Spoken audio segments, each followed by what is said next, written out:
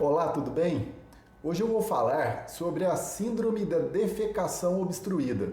Se você nunca ouviu falar sobre isso, se liga no vídeo que eu vou explicar exatamente o que significa e as principais causas desse quadro, que é uma das principais razões para a pessoa apresentar dificuldade para evacuar e intestino preso. Eu sou o Dr. Maurílio Paiva, coloproctologista. Se ainda não é inscrito no canal, clica aqui embaixo para se inscrever. Toda semana tem conteúdo novo. E se gostar do vídeo, não esquece de deixar um like e compartilhar esse vídeo com seus amigos e familiares. Então vamos para o vídeo.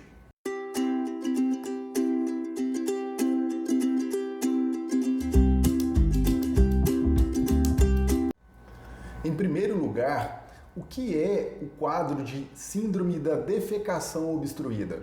Como o próprio nome diz, é a inabilidade da pessoa evacuar o conteúdo do reto. É aquela pessoa que normalmente até apresenta o desejo evacuatório, diferente daquela pessoa que tem uma constipação funcional, que fica às vezes muitos dias sem evacuar. Na síndrome da defecação obstruída, é comum a pessoa apresentar o desejo evacuatório, mas quando ela senta no vaso sanitário para evacuar, ela tem uma dificuldade muito grande e muitas vezes não consegue eliminar o conteúdo do reto. Ou quando consegue, é às custas de muita dificuldade, com aquela sensação de evacuação incompleta, porque ela não conseguiu esvaziar completamente o reto, e muitas vezes necessitando de manobras manuais, como por exemplo, apertar o períneo ou a região lateral do ânus para auxiliar na saída das fezes. Então, esse quadro de defecação obstruída, ele é um problema causado por algumas razões que impedem ou dificultam a eliminação do conteúdo do reto. E o que causa a síndrome da defecação obstruída? Quais são os fatores que contribuem para essa inabilidade ou dificuldade excessiva de eliminar o conteúdo do reto? A gente divide as causas da síndrome da defecação obstruída em causas funcionais e causas mecânicas. As causas funcionais estão relacionadas a alterações funcionais, como o próprio nome diz, da musculatura do assoalho pélvico.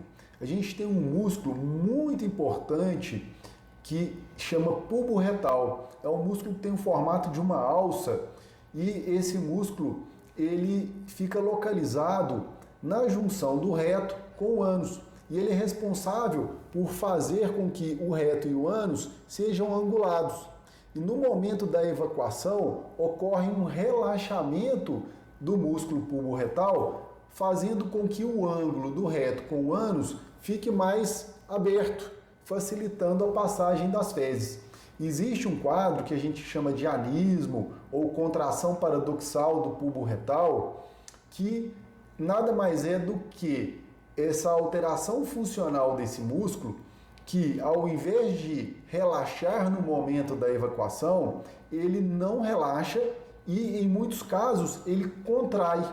Quando ocorre essa contração desse músculo no momento que ele deveria relaxar, ocorre um fechamento maior do ângulo do reto com o ânus. Isso faz com que a pessoa tenha essa inabilidade ou essa dificuldade excessiva em eliminar o conteúdo do reto.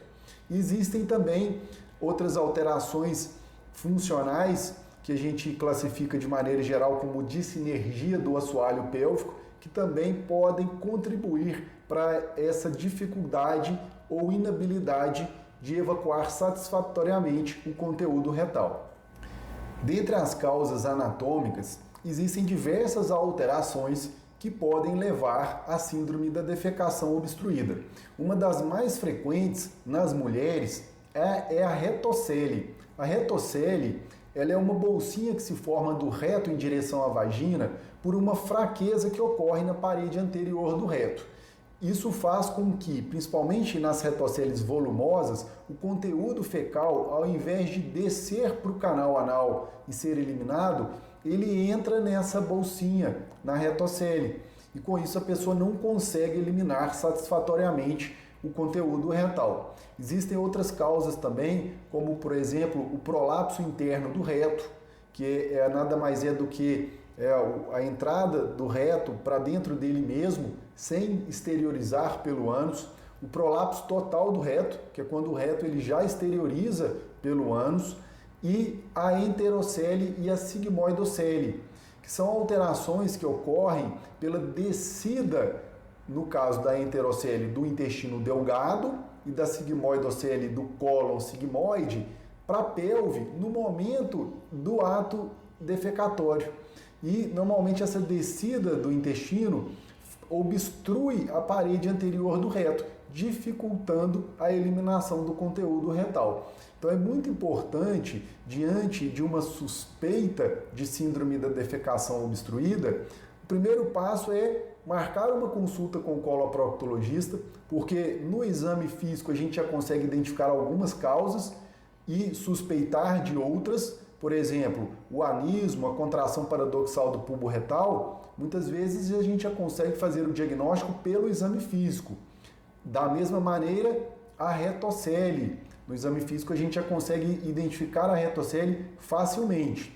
E a gente consegue, através de outros achados, suspeitar de um prolapso interno do reto, de uma enterocele, de uma sigmoidocele. E aí, nesse caso, a gente vai fazer exames para poder investigar melhor a causa dessa síndrome da defecação obstruída. Agora eu vou falar um pouco sobre os principais exames utilizados nessa investigação da síndrome da defecação obstruída.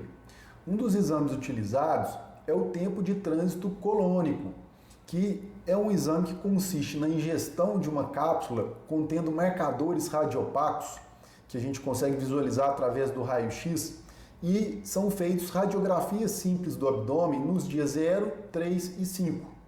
Então, com isso, a gente consegue avaliar se houve uma eliminação adequada desses marcadores ao longo dos dias. E se não houve uma eliminação adequada desses marcadores, se eles estão localizados mais na parte inicial do intestino, do cólon, ou estão localizados e parados mais na região do reto. Quando a gente tem uma eliminação inadequada desses marcadores e eles estão parados mais no final do intestino, mais na região do reto, isso fala a favor de um quadro de intestino preso, de constipação, em decorrência de uma síndrome da defecação obstruída. Um outro exame muito utilizado na investigação da síndrome da defecação obstruída é a manometria anorretal. A manometria é um exame que avalia a parte funcional do reto e da musculatura do assoalho pélvico. Então, naqueles casos de síndrome de defecação obstruída causadas por componente funcional, como por exemplo o anismo, a contração paradoxal do bulbo retal, a dissinergia do assoalho pélvico, a manometria é um exame excelente para confirmar isso.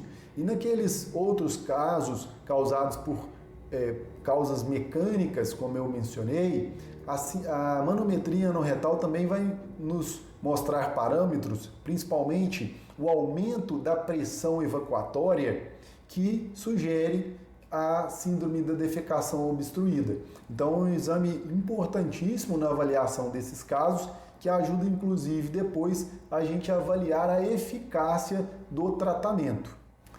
Um outro exame muito utilizado é a cinedefecografia, que é um exame radiológico que consiste na realização de radiografias no momento, simulando o momento da defecação. Isso é utilizado um contraste via retal e aí através dessas imagens a gente consegue, por exemplo, avaliar a presença de retocele, de prolapso interno ou prolapso completo do reto. A gente consegue avaliar aquele ângulo anorretal que eu expliquei para vocês, que normalmente nas causas funcionais ele fecha no momento da evacuação. Então é um exame bastante útil na investigação da síndrome da defecação obstruída.